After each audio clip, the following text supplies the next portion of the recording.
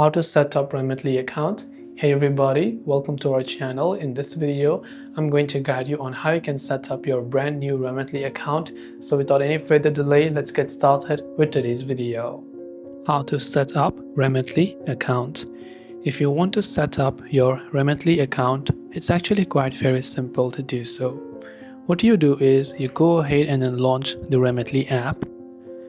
And this is the typical interface that you're able to see. First of all, choose your language.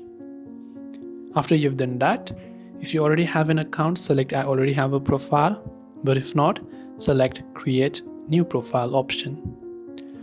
Now, choose from which country to which country you'd like to send the money to. Then tap on the Next button. It will take you to the web browser of Remitly. So here you have to choose the email address you want to use your Remitly account with.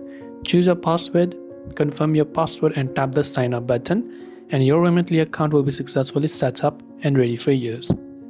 Now for easier access, you can also continue either with Google or your Apple ID, and then after that you'll be able to successfully go ahead and then set up your Remitly account.